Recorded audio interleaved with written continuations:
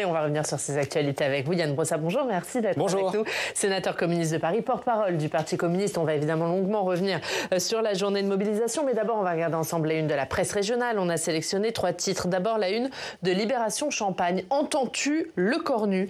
Des milliers de personnes qui étaient donc dans les rues. Un message d'avertissement pour le nouveau Premier ministre.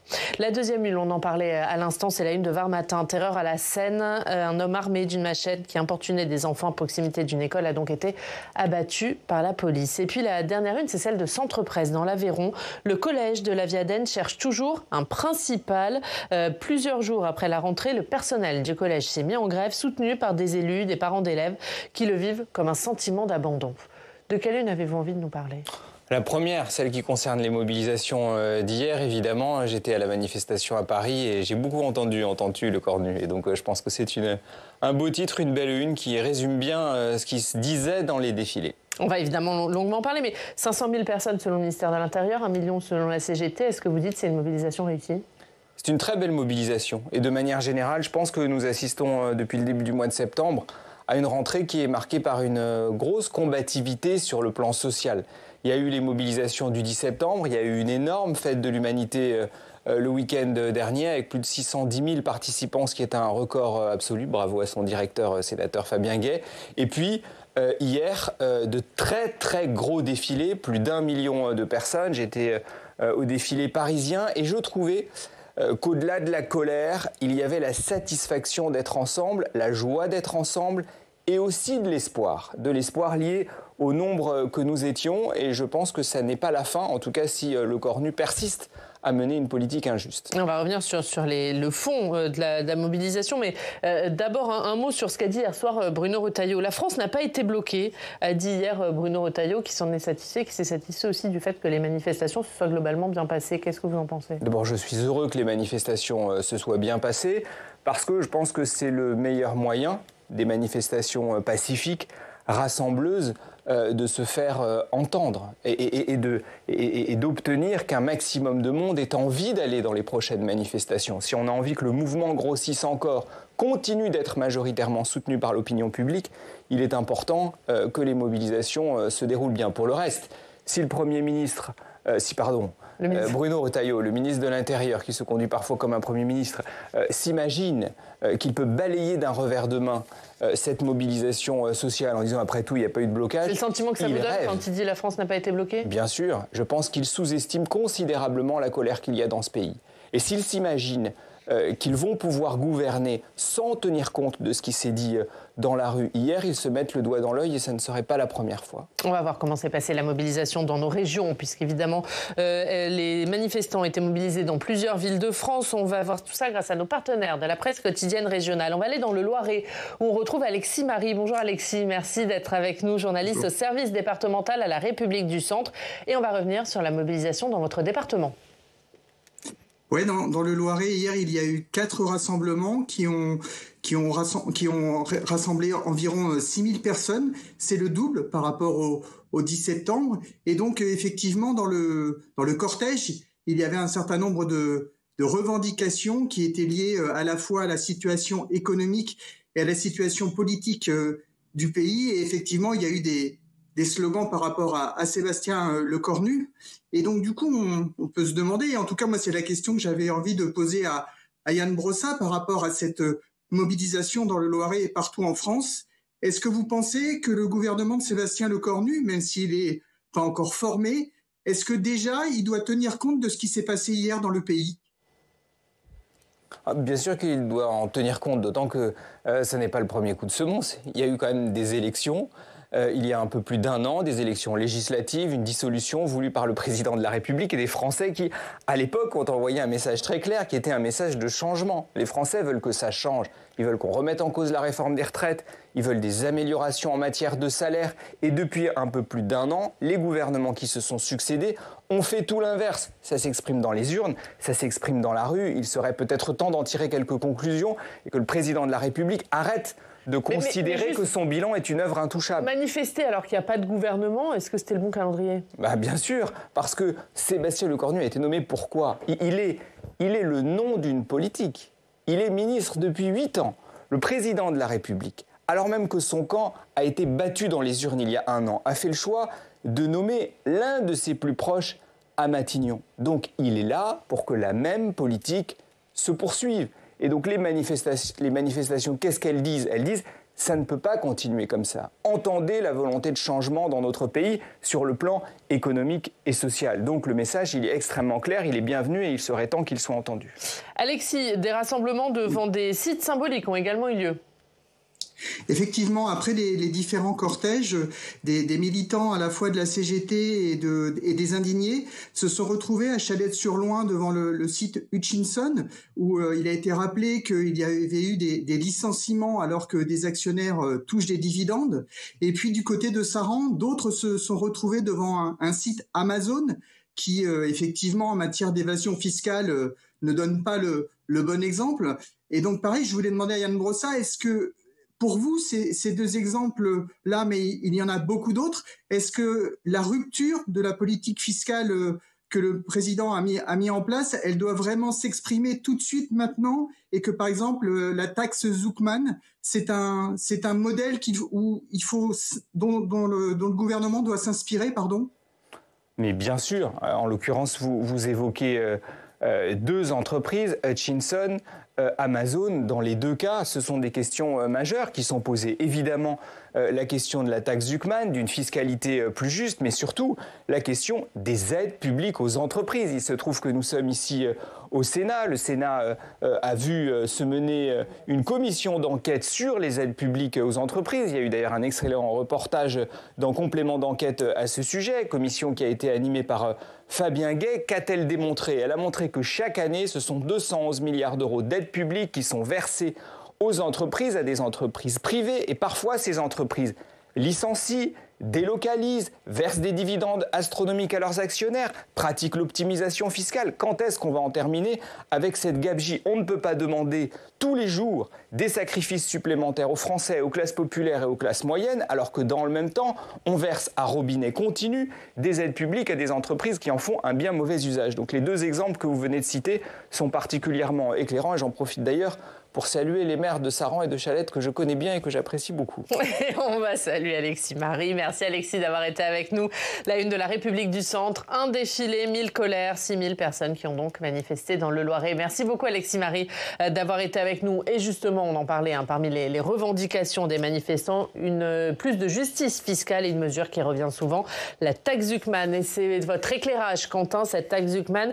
Gabriel Zuckman qui propose donc de taxer les plus hauts fortunés. Comment on résume sa proposition? Alors, la taxe Zuckman, c'est une proposition d'impôt plancher ciblant le patrimoine des plus riches en France. Ces patrimoines de plus de 100 millions d'euros seraient alors taxés de 2%. L'objectif principal de cette taxe est de corriger un phénomène favorable aux plus riches, souvent dénoncé à gauche de l'échiquier politique, sur les très hauts patrimoines qui ont tendance à s'appuyer sur des mécanismes d'optimisation fiscale qui leur permettent de payer proportionnellement moins d'impôts que les classes moyennes et classes populaires.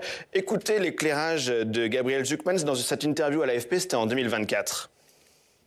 Ça permettrait de résoudre une forme particulière d'injustice fiscale, mais qui est sans doute la plus grosse et la plus exorbitante et la plus inacceptable, qui est le fait que les milliardaires ont des taux effectifs d'imposition plus faibles que le reste de la population. C'est-à-dire qu'avec ce taux minimum de 2%, au lieu que le système fiscal devienne très nettement régressif, comme il l'est aujourd'hui, ça permettrait d'effacer cette régressivité. D'accord ? Ça permettrait de transformer le système fiscal plutôt comme une flat tax, de s'assurer que les milliardaires n'ont pas un taux plus faible que les classes moyennes ou les classes populaires ou les classes moyennes supérieures. Voilà, en France, cet impôt plancher qui permettrait de rapporter 20 milliards d'euros par an avec une marge d'erreur, dit l'économiste, d'environ 5 milliards. Et cette mesure, elle a été adoptée à l'Assemblée nationale, c'était en février dernier. Oui, c'était porté par la gauche. La taxe Zuckman qui avait été adoptée en première lecture, 116 voix pour, 39 voix contre. C'était le 20 février dernier. Le bloc central qui a voté contre, même s'ils étaient peu nombreux dans l'hémicycle. La très grande majorité des députés du Rassemblement national se sont abstenus ce jour-là, ce qui a permis de faire passer la proposition de loi. Le Sénat qui s'est ensuite largement opposé au texte, c'était en juin dernier. La droite et le centre, on le rappelle, qui sont largement majoritaires ici à la Chambre haute du Parlement. Et vous avez des questions, Quentin? Non, on pouvait dire aussi que dans l'opinion, il y a un large plébiscite de la taxe Zuckman, Oriane. Parce que selon un sondage IFOP, commandé par le Parti socialiste, 86% des Français soutiennent cette taxe Zuckman. Sans grande surprise, 96% des sympathisants PS sont favorables à la taxe. Mais ce chiffre reste même très élevé chez les sympathisants LR, avec 89% et même 92% chez ceux de Renaissance. L'adhésion est aussi très forte chez les sympathisants du RN, avec 75%. Qu'est-ce qu'on peut dire de la tournure du débat politique et médiatique autour de cette taxe, Yann Brossa? C'est déjà une victoire idéologique de la gauche, on peut le dire. Oui, bien sûr, mais elle s'appuie sur une réalité qui est désormais prouvée. Si j'en crois les dernières statistiques de l'INSEE, le niveau des inégalités sociales en France a battu un record depuis 30 ans. C'est-à-dire qu'on a un niveau d'inégalité sociale dans notre pays qui n'a jamais été aussi élevé depuis 30 ans, depuis 1996 en l'occurrence. Et d'ailleurs, les chiffres le montrent de manière éclatante. Si on regarde les patrimoines des 500 plus grosses fortunes, il y a 30 ans, le patrimoine des 500 plus grosses fortunes françaises représentait l'équivalent de 6% du produit intérieur brut. Aujourd'hui, 30 ans plus tard, c'est 42%. C'est-à-dire que vous avez en haut de la pyramide des fortunes considérables qui se sont constituées, alors que dans le même temps, on n'arrête pas de demander aux Français modestes de faire des économies supplémentaires, d'assumer des sacrifices supplémentaires. À un moment donné, ça ne peut pas tenir. Et ça provoque des problèmes sur le plan de la cohésion sociale. Est-ce qu'il n'y a pas un risque de faire fuir les plus grandes fortunes françaises qui jouent pourtant un rôle premier dans l'investissement économique? Selon les données du Conseil d'analyse économique, les entreprises contrôlées par le 1% des ménages les plus riches, c'est 380 000 personnes, elles représentent à elles seules 19,6% du chiffre d'affaires total généré en France. Est-ce qu'on ne peut pas s'inquiéter aussi de ces données? J'ai lu comme vous le rapport du Conseil d'analyse économique. Il dit ce que vous dites, bien sûr. Il dit aussi que le niveau d'expatriation fiscale en cas de mesures telles que celle-là demeure absolument marginal. C'est ce même rapport qui le dit de manière très claire et il s'appuie sur un certain nombre de mesures qui avaient été prises, en particulier pendant le quinquennat Hollande. Et ces mesures prises à l'époque n'ont pas provoqué de fuite massive. Donc, ça n'est pas la réalité. Et c'est un fantasme qui est véhiculé en permanence pour éviter qu'on remette un peu de justice fiscale dans notre pays. Et donc, bien sûr, cela fait partie du package de propositions que la gauche a raison de proposer dans le cadre du futur budget. Il y a une autre critique qui est formulée lors du débat parlementaire, c'est le risque d'inconstitutionnalité de cette taxe. Voilà, les opposants à la taxe qui parlent d'un impôt jugé confiscatoire. Gérard Larcher, le président du Sénat, a d'ailleurs expliqué la semaine dernière, on a une jurisprudence selon laquelle nul ne doit être obligé de se séparer de son patrimoine pour payer l'impôt qui est décidé. Et effectivement, la taxe Zuckman pourrait forcer certaines de ces grandes fortunes à payer en nature, c'est-à-dire en actions par exemple, quand leur entreprise ne génère pas de revenus, mais qu'elle est hautement valorisée. Qu'est-ce que vous répondez à cet argument? D'abord, le cas que vous évoquez est extrêmement marginal. On parle de 25 cas sur les 1800 foyers qui seraient concernés. Oui, mais quand on fait la loi, on fait la loi pour tous. Vous avez raison. Donc, pour ces 25 concernés, il faudra trouver des aménagements, soit en leur permettant de payer plus tard, soit sous la forme de participation de l'État aux entreprises concernées. Mais en tout cas, ce qui est sûr, c'est que on a besoin de justice fiscale dans notre pays, que ce que les gilets jaunes exprimaient, il faut que les petits payent petits, que les gros payent gros, que cette exigence-là, elle a besoin d'être entendue. Donc j'entends bien, un jour on nous parle d'inconstitutionnalité, enfin quand même, m'expliquer que prélever 2% du patrimoine de gens qui ont un patrimoine de plus de 100 millions d'euros, c'est confiscatoire, enfin j'imagine ce que doivent ressentir des gens qui sont à l'euro près, qui ne s'en sortent pas, qui travaillent dur, qui n'arrivent pas à boucler leur fin de mois et qui entendent que prendre 2% du patrimoine de gens qui ont 100 millions d'euros de patrimoine, c'est confiscatoire. Je pense qu'ils le ressentent comme une provocation. Est-ce que pour vous, c'est la taxe Zuckman ou rien? Ou est-ce que si Sébastien Lecornu vous propose une taxation des plus riches sous une autre forme, vous dites banco? Moi, je dis banco à tout ce qui permettra plus de justice fiscale dans notre pays. Mais je ne veux pas non plus d'une espèce de... Vous n'êtes pas arc-bouté sur la taxe Zuckman. La question, c'est pas le nom. La question, c'est où est-ce qu'on prend l'argent? Est-ce qu'on prend l'argent dans la poche des classes populaires et des classes moyennes ou est-ce qu'on le prend du côté de ceux qui se sont considérablement enrichis ces dernières années, et en particulier les ultra-riches? Simplement, je le dis aussi, ce n'est pas simplement une taxe comme celle-là qui fera que nous ne voterons pas la censure. On a besoin d'un ensemble de mesures qui permettent de remettre de la justice sociale dans notre pays. La taxe Zuckman en fait partie. Alors justement, les communistes sont allés rencontrer Sébastien Lecornu, c'était mercredi soir. Comment s'est passée la rencontre ? Nous avons dit un certain nombre de réalités. C'est Fabien Roussel, Cécile Cukierman, notre président de groupe au Sénat, et Stéphane Peu, son homologue à l'Assemblée nationale, qui se sont rendus à Matignon. Nous ne sommes pas allés négocier, nous sommes allés porter un certain nombre d'exigences qui nous paraissent fondamentales, sans trop d'illusions d'ailleurs, sur l'utilité de ce type de rencontre. Nous n'avons pas l'habitude de pratiquer la politique de la chaise vide. Pour le reste, c'est au Premier ministre maintenant de montrer qu'il est prêt à faire des ruptures. Mais est-ce que vous pensez qu'il y a un accord de non-censure possible ou est-ce que ce matin, vous dites à l'heure actuelle, on censure dès le discours politique général ? Je suis sceptique parce que chat échaudé craint l'eau froide. Et quand on voit les deux premiers ministres précédents, Michel Barnier et François Bayrou, qui n'ont en rien tenu compte du résultat des urnes, qui ont continué à mettre en œuvre la politique d'Emmanuel Macron, la même qu'on connaît depuis 8 ans, la même qui a été rejetée dans les urnes aux dernières élections législatives, on a le droit d'avoir un certain nombre de... Vous ne croyez pas à la rupture ? Vous ne pensez pas que Sébastien Lecornu va rompre avec le macronisme ? Si c'était pour rompre avec le macronisme, est-ce que vous croyez sérieusement qu'il aurait nommé Sébastien Lecornu ? Est-ce que vous croyez sérieusement qu'il aurait pioché la carte qui était la plus proche de lui ? À l'évidence, non. Et donc, la seule chose qui est susceptible de faire... Alors pourquoi avoir parlé de rupture de la part de Sébastien Lecornu ? J'en sais rien, c'est pas moi qui lui ai écrit ces discours. Sans doute parce qu'il a besoin de faire un peu illusion pour ne pas dégager tout de suite et pour subir un sort un peu moins rude que celui de son prédécesseur. La seule chose qui est susceptible de changer la donne, ce sont les mobilisations sociales. C'est la raison pour laquelle les défilés d'hier sont si importants et c'est la raison pour laquelle mon espoir, c'est que la mobilisation sociale se poursuive parce que ça, c'est susceptible de changer les choses et de créer un rapport de force. Vous espérez que l'intersyndicale se mette d'accord sur à fond. Moi, ce que je souhaite, c'est que l'intersyndicale continue à avancer unis, continuer à avancer rassemblés et créer le rapport de force qui nous permettra à nous, y compris comme parlementaires, d'avoir une voix qui porte. Parce que quand vous êtes un parlementaire d'opposition, comme c'est mon cas au Sénat, vous ne parlez pas de la même manière. Enfin, surtout, votre voix n'a pas la même écho. Le même écho, selon que vous êtes soutenu par un mouvement social, selon que vous parlez dans le vide. Alors, votre stratégie, votre choix d'aller rencontrer Sébastien Lecornu, elle divise à gauche. Oui, hier sur notre plateau, Manon Aubry, la députée LFI, l'eurodéputée LFI, a regretté que les communistes, écologistes et socialistes se soient rendus mercredi à Matignon pour rencontrer le nouveau Premier ministre. Écoutez Manon Aubry. Je pense qu'ils ont eu tort. D'ailleurs, j'observe que quand ils sortent de ces rendez-vous, ils disent bon, ça n'a pas servi à grand-chose. Voilà, après on a des stratégies différentes. Mais ils disent c'est républicain, un Premier ministre vient d'être nommé. C'est républicain d'aller discuter avec lui. Ce qui est républicain, c'est de suivre les règles républicaines. Et dans une démocratie, la moindre des choses, c'est de demander un vote de confiance. Il n'y a pas d'unanimité sur la stratégie à gauche. Moi, je ne me permets pas de juger l'attitude des Insoumis. Je ne le fais jamais.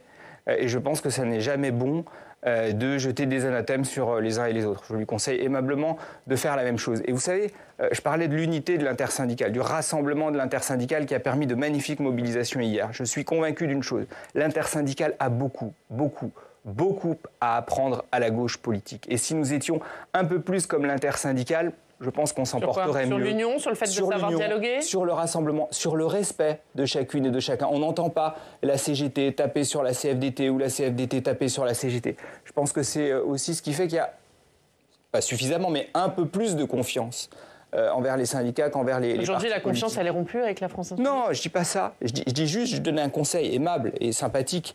Respectons-nous. Voilà, respectons-nous. Et je pense qu'on sera plus digne aux yeux des électrices et des électeurs, qui, une fois de plus, il y avait une belle combativité dans la rue hier, et donc moi j'aimerais que la gauche politique ressemble un peu plus à celles et ceux qui défilaient dans les rues hier. Yann Brossa, vous êtes candidat au municipal plus que jamais. Parti communiste à Paris. Est-ce que vous irez seul au premier tour ou est-ce que vous travaillez justement à cette union de la gauche ? Moi je souhaite le rassemblement le plus large pour permettre que la gauche gagne les élections municipales à Paris dès le premier tour pour maximiser nos chances. Donc vous pourriez ne pas être candidat ? Je vous ai dit que je suis candidat, en tout cas, ce sont des listes. Donc oui, je serai candidat. Moi, ce que je souhaite surtout, c'est que la gauche se rassemble. Évidemment, je pense que je suis le meilleur candidat et je ne suis pas le seul à le penser. Mais vous êtes en train de discuter avec Emmanuel Grégoire, avec David Béliard ? Je discute avec David Béliard, avec Emmanuel Grégoire, avec Danielle Simonet aussi, qui est élue parisienne de l'après, qui vient de la France Insoumise et qui en est partie. Moi, je souhaite... Avec Sophia Chikirou, vous discutez aussi ? un rassemblement large qui nous permette de gagner. Pourquoi? Parce que la droite est en train de s'organiser pour gagner à Paris. Et qu'il y a eu des événements cet été qui accroissent la menace. D'abord, il y a eu ce nouveau mode de scrutin qui, de fait, est taillé sur mesure pour Madame Dati, qui a été voulu et imposé par Madame Dati au Premier ministre. La loi PLM Paris-Lyon-Marseille pourrait vous faire perdre Paris? En tout cas, elle a été conçue pour nous faire perdre Paris. Je suis convaincu que nous pouvons gagner, mais elle a été conçue pour nous faire perdre. Et puis, deuxièmement, Madame Dati a fait le vide autour d'elle. Je ne sais pas bien comment elle s'y est prise, mais en tout cas, on a vu que beaucoup de candidats de droite avaient fini par reculer et par lui apporter son soutien. Donc, la droite est une menace pour Paris. De mon point de vue, elle est d'ailleurs une menace existentielle pour Paris, parce que ce qu'elle porte est à l'antithèse de ce qu'est Paris, une ville mixte, une ville écolo, une ville sociale. Et donc s'il gagnait, ce serait tout ça qui serait remis en cause. Donc nous avons besoin de nous rassembler. Il y a eu plusieurs rencontres qui se sont faites, y compris d'ailleurs à la Fête de l'Humanité. Je souhaite que nous puissions avoir rapidement un rassemblement de la gauche, de la majorité municipale, je réponds à votre question Quentin Calmet, très rapidement, qui nous permette de partir rassemblés en campagne et de faire le meilleur score dès le premier tour des élections. Donc sans la France Insoumise, pour être clair. De fait, la France Insoumise a décidé de constituer sa liste. Je vous ai dit tout à l'heure que je les respectais. Je respecte leur choix, mais je Parce que les écologistes, eux, semblent tendre la main vers la gauche de la gauche. Je discute beaucoup avec les écologistes, à peu près une fois par jour. Ma conviction, c'est que nous réussirons à construire une liste d'union de la majorité municipale dès le premier tour, et c'est le meilleur moyen de gagner. Sur quels critères vous allez déterminer celui qui va porter la liste? Ne vous inquiétez pas. Vous aviez parlé de primaire à une époque sur ce plateau. Moi, j'y suis toujours ouvert, et en l'occurrence, si les autres le souhaitent, je n'aurai aucun mal. Mais vous allez vous mettre d'accord entre vous, vous allez demander l'avis des militants de gauche de Paris? Je pense que si nous arrivons à nous mettre d'accord entre nous, c'est bien parce que ça permet d'aller plus vite. Si nous n'y arrivons pas, je suis ouvert à toutes les autres solutions. Ce qui compte pour moi, c'est que nous puissions être unis dès le premier tour. Nous le devons aux électrices et aux électeurs de gauche parisiens qui souhaitent qu'on puisse poursuivre avec des politiques sociales, notamment en matière de logement et écolo. Vous savez, Paris, en 20 ans, c'est 2 fois plus de logement social et c'est 2 fois moins de pollution. C'est ma fierté, ma double fierté, et j'ai envie que ça continue. Et qui est-ce qui coince? Qu'est-ce qui coince pour faire cette union pour l'heure? Mais il n'y a pas grand-chose qui coince. Chacun a besoin de s'organiser. Les communistes ont désigné leur chef de file, c'est moi. Les socialistes ont désigné le leur, c'est Emmanuel Grégoire. Est-ce que c'est pas une impasse à la fin si chacun des écolos, a son chef? Vous verrez qu'on va y arriver. Et quand on y sera arrivé, vous me direz que j'ai eu raison. Lundi soir, Emmanuel Macron va reconnaître l'État de Palestine pour la France. D'abord, puisque vous êtes toujours élu à la mairie de Paris, est-ce qu'Anne Hidalgo va mettre le drapeau parisien au fronton de la ville de Paris lundi, comme le demande Olivier Faure? Je ne le sais pas. En tout cas, moi, je le souhaite. Je souhaite surtout que la Tour Eiffel puisse être illuminée aux couleurs de la Palestine. J'en ai porté la demande lors du dernier Conseil de Paris. Je pense qu'il serait temps que Paris exprime nettement sa solidarité avec le peuple palestinien. Et que vous avez dit Hidalgo, elle va le faire lundi soir? En tout cas, il y a un vœu qui a été adopté il y a maintenant 2 mois, et je pense qu'il serait temps qu'il soit mis en œuvre. On ne peut pas rester indifférent. Visiblement, elle vous a pas dit oui. On ne peut pas rester indifférent à un peuple qui subit un génocide, et en l'occurrence, l'ONU est très claire là-dessus. C'est le cas en Palestine. Et donc Paris, qui est la capitale de la France, doit être à l'unisson de la politique de notre État, c'est-à-dire la reconnaissance de l'État de Palestine.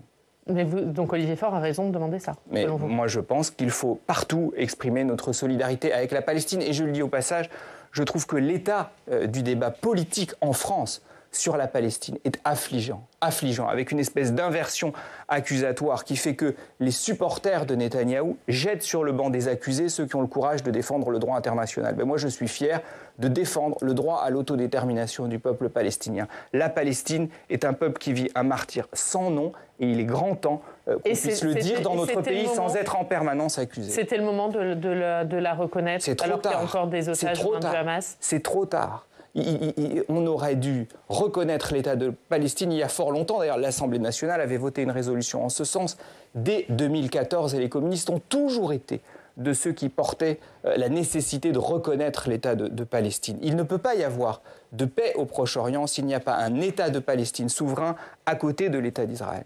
Merci Anne Brossard. Merci à vous. Merci beaucoup d'avoir été notre invité.